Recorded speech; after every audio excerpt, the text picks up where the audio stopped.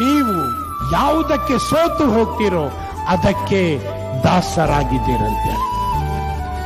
ನೀವು ಯಾವ ವಿಷಯಕ್ಕೆ ನೀವು ಸೋತು ಹೋಗಿದ್ರೆ ಗೆಲ್ಲಿಕ್ಕಾಗದೇ ಇರುವಂತ ಕೆಲವು ಸ್ವಭಾವಗಳು ಅಲ್ವಾ, ಗೆಲ್ಲಿಕ್ಕಾಗದೇ ಇರುವ ಕೆಲವು ಚಟಗಳು, ಬಿಟ್ಟು ಬರ್ಲಿಕ್ಕಾಗಿ ಸೋತು ಹೋಗಂದ್ರೆ ಬಿಟ್ಟು ಬರ್ಲಿಕ್ಕೆ ಮನಸ್ಸಿಲ್ಲದೆ ಇರುವಂತ ಕೆಲವು ಫ್ರೆಂಡ್ಸ್ಗಳು, ಬಿಟ್ಟು ಹೊರಬರ್ಲಿಕ್ಕಾಗದೇ ಇರುವಂತ ಮೊಬೈಲ್ ಚಾಟ್ಗಳು, ಬಿಟ್ಟು ಹೊರಬರ್ಲಿಕ್ಕಾಗದೇ ಇರುವಂತ ಕೆಲವು ಜೀವಿತಗಳು, ಬಿಟ್ಟು ಹೊರಬರ್ಲಿಕ್ಕಾಗದೇ ಇರುವಂತ ಕೆಲವು ಸಂಗತಿಗಳು, ಅದಕ್ಕೆ ನಾವು ಗುಲಾಮರಾಗಿದ್ದ ಬೈಬಲ್ ಹೇಳುತ್ತದೆ. ನೀವು ಯಾವುದಕ್ಕೆ ಸೋತು ಹೋಗಿದ್ದೀರೋ ಅದಕ್ಕೆ ದಾಸರಂತೆ. ನೀವು ಅದಕ್ಕೆ ದಾಸರಾದ ಮೇಲೆ ನಿಮ್ಮ ಮೇಲೆ ದೊರಸನ್ನು ನಡೆಸುವುದು ಯಾವುದು? ನೀವು ಯಾವುದಕ್ಕೆ ದಾಸರಾಗಿದ್ದೀರೋ ಅದೇ ನಿಮ್ಮ ಮೇಲೆ ದೊರೆತ ನಡೆಸ್ತದೆ. ಬೈಬಲ್ ಹಿಡಿದವರೆಲ್ಲ ಭಕ್ತರಾಗಲ್ಲ, ಪ್ರಾರ್ಥಿಸುವವರೆಲ್ಲ ದೇವರ ಮಕ್ಕಳಾಗಲ್ಲ.